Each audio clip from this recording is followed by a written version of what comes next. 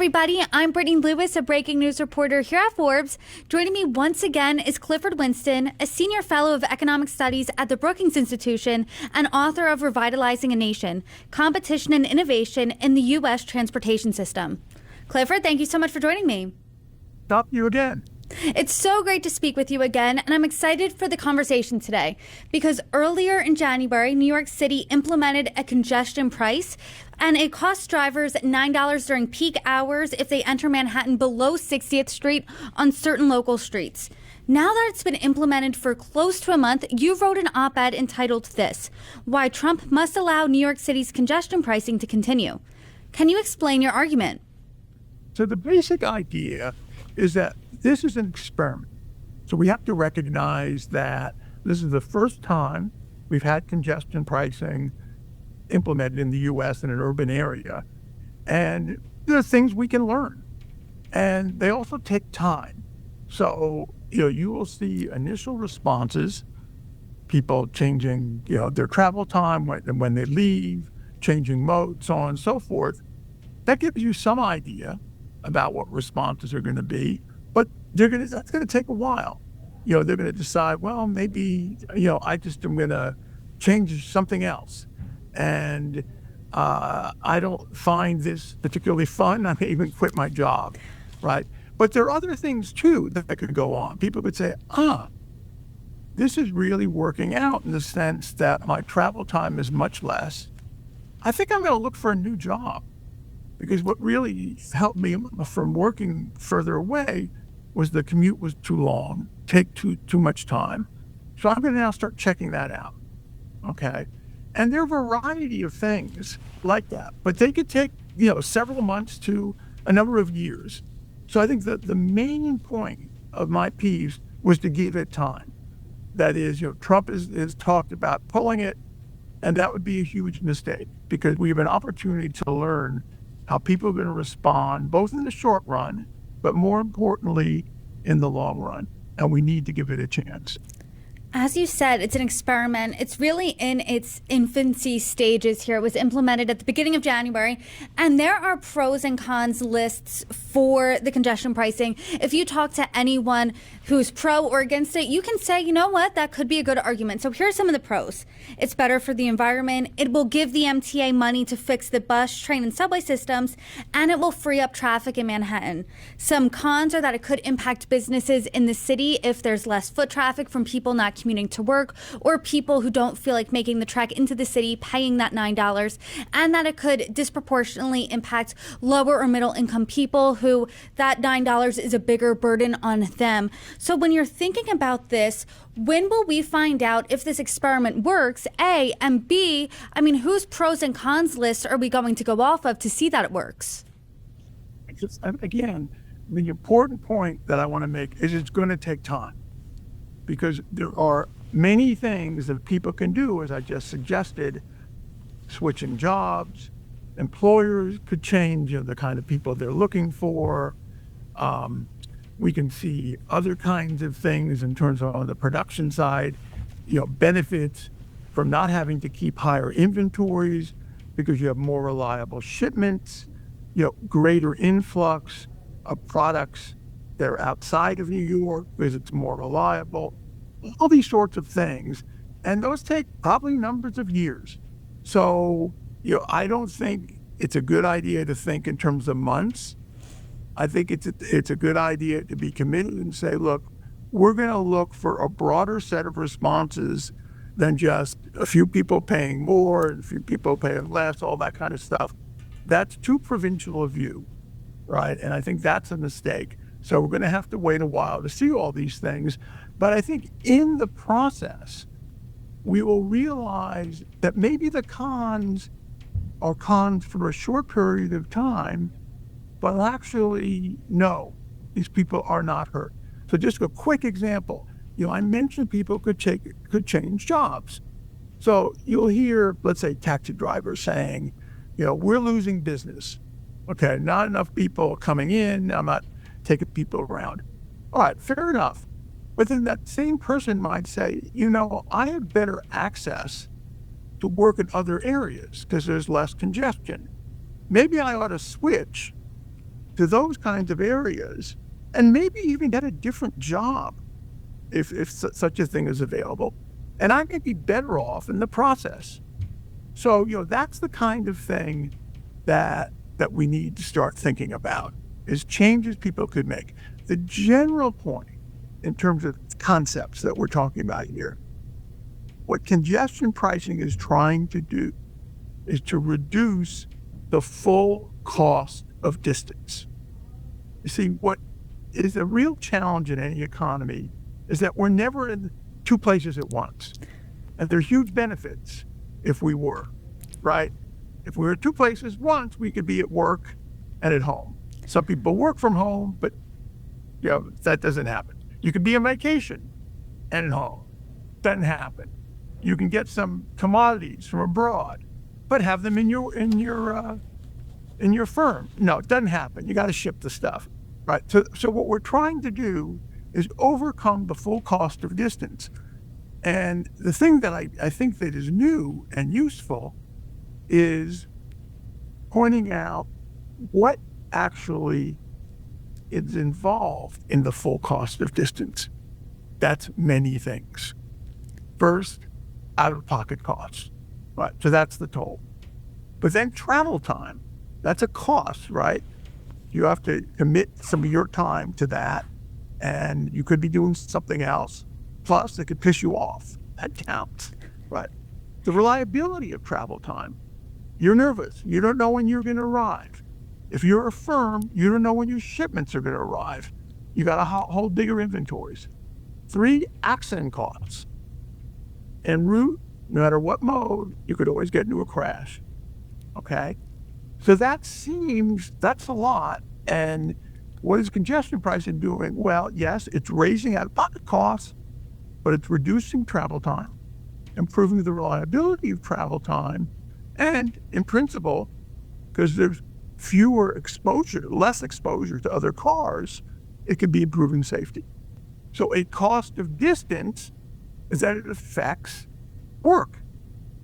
You're more, let's say, stressed after traveling. You're not going to be as productive. Your choices of where to work can be limited. Employers' choices of who to hire can be limited because obviously the commute can make a difference. What about trade? Your ability to ship goods back and forth is limited by distance. Okay. How about what we call economies of agglomeration? Getting together, sharing ideas, thinking about things together, limited by distance. Yes, communication can help. We can do what we're doing here, being online, but ideally it's even better when you're in person. You can really go at it and get things going back and forth, right? So, these are examples of the broad costs of distance. And it's these things that we actually have to consider, these broader effects of the economy when we start thinking of any policy that attempts to reduce the cost of distance. So that's really what congestion pricing is all about. I know that you said earlier in the conversation this could take years to really flesh out if this experiment worked. The MTA says initially, hey, it's working. There's fewer cars on the road. It's taking people less time to get in the city. So based on that preliminary data, does it look like the cost of distance then is reduced? It is, of course, to those people who value the time savings and the improvements in reliability and are willing to pay the toll. Okay, but we all live in the political world, and it's those other people, right, who do not value the time savings. They're going to have to make other adjustments. And my point is, if we give things enough time, perhaps even these people could be better off, or at least they won't be hurt as much as they are now. So they may be saying, okay, I'm going to switch modes, and I don't like transit, but I'm not going to pay that toll, right? Or I'm going to travel at a different time. I'm going to go much earlier in the morning. I hate getting up, but at least I don't have to pay the toll, right? So all those kinds of things. And that's what I want to see, is give things time, let people make adjustments, and let's see then, once we have a pretty good idea on net, how is this thing doing? And importantly, how is this affecting the overall economy? Because, again, we look at the firms who are saying, well, we're not having, as much business. Well, wait a minute, right? With improved travel times, maybe you will get some trips that ordinarily you wouldn't get, right? Maybe you can change in terms of, what you're trying to do. You can hold fewer inventories because, your shipment's going to be more. Again, a lot of these things are often surprises. We haven't done this before. So give it a chance. But you can see it's not just a simple matter of some people paying more and some people paying less. To your point, we do live in highly politicized times, and leading up to the election, I talked to Republicans, I talked to Democrats, I talked to everyone in between, and one of the common threads in those conversations was that people were concerned about the economy. Their dollar was stretched pretty thin. Kitchen table items cost more than in previous years. You argue that this could revitalize multiple sectors in the economy as well as the entire economy. That sounds promising to hear. So explain your thinking there. So again, this is all about the full cost of distance, which now when you start thinking even beyond New York, that affects everything, right? Start thinking about, wow, that's relevant for air travel when I go across the country, right? Or even when I go to another city like Chicago, right? So if there are things that are going to reduce that cost of distance, that can affect all sorts of activities and obviously spur the economy, especially if it also facilitates innovations. I'll make a point about that at some other point in our discussion, but that should be kept in mind. Ultimately, we want to be more innovative and how, we can reduce the cost of distance. That can help us do that. But in any case, so there are all these things. So one example then, suppose Boston says we're going to adopt congestion pricing, and Washington does that. Then what happens? Travel flows between those cities becomes less expensive. The full cost of distance is reduced, right? We don't have all that kind of congestion and delays. That can spur activity, both in passenger travel and freight travel. More activity can spur more business and pick up the economy. So when you start thinking a little broader spatially, you begin to think, if we have these reductions in the cost of distance throughout the country, that would make it much easier for us to do a lot of things, working, traveling, shipping, all that sort of stuff, which obviously is essential to any activity involved in the economy. New York would be, as you mentioned, is the first city in the United States with congestion pricing. I was in London last month. They've had congestion pricing for years now, and everything moved pretty seamlessly in that city. You weren't waiting for the tube, which is the subway equivalent, for more than 4 minutes. Obviously, that's not the case really in New York City. I mean, you're delayed more times than you're not. It feels like as a commuter. But let's say do you think that how long would it take for this experiment to work for other cities in the United States to start implementing it? Oh, I don't think that will take long. I mean, as long as the full thing, for all the full effects are revealed, because I think other cities now are even thinking about it, looking at it. Boston certainly is. I think Washington, D.C. is. L.A. has talked about it for a long time.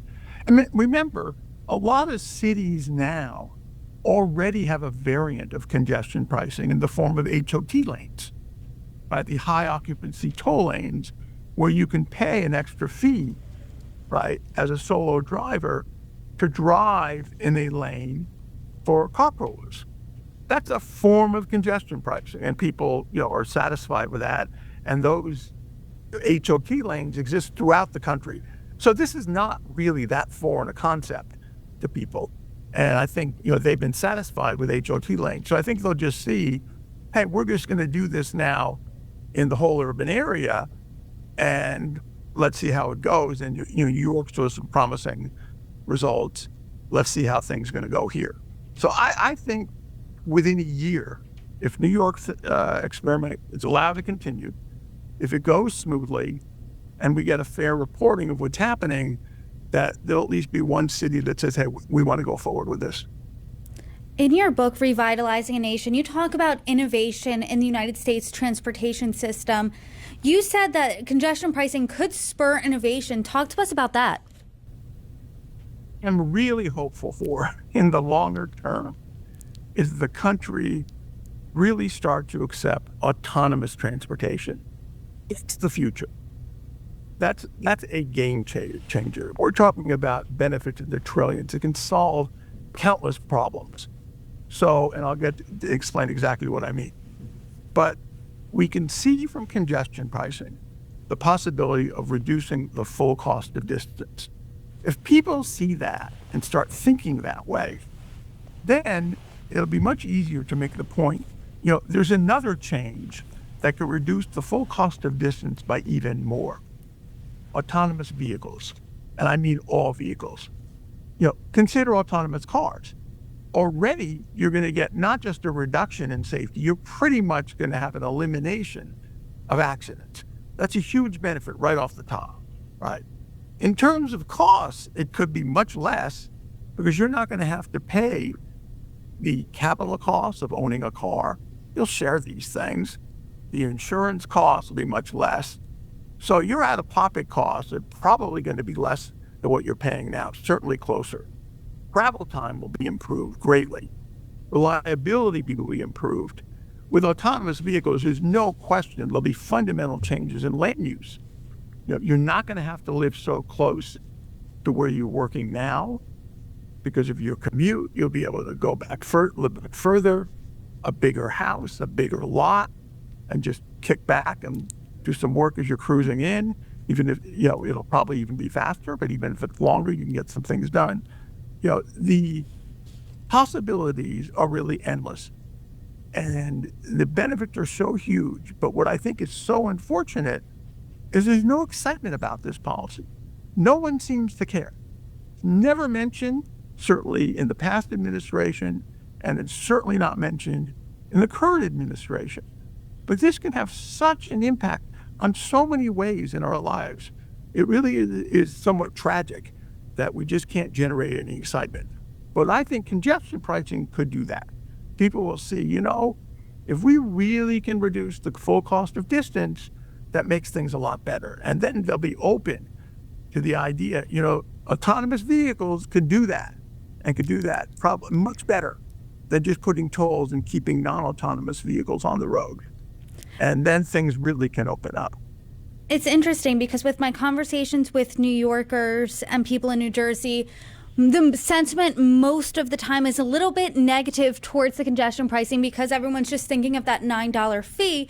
Someone whom I know who's lived in London and came here is very excited about this congestion pricing. So maybe that's shades of things to come. Maybe once people see this experiment, they'll realize, hey, maybe there are some pros that we didn't see. Experiments are critical. and they have been in transportation in many areas. For example, what really sold deregulation, a lot of people probably don't realize this, is we had intrastate deregulation long before we had interstate deregulation.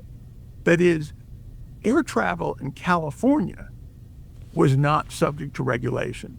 So people were able to see what the fares between LA and San Francisco were and compare them to the fares on a regulated interstate route. That attracted people's attention because those fares were much lower. It's a simple comparison. People could intuitively get that.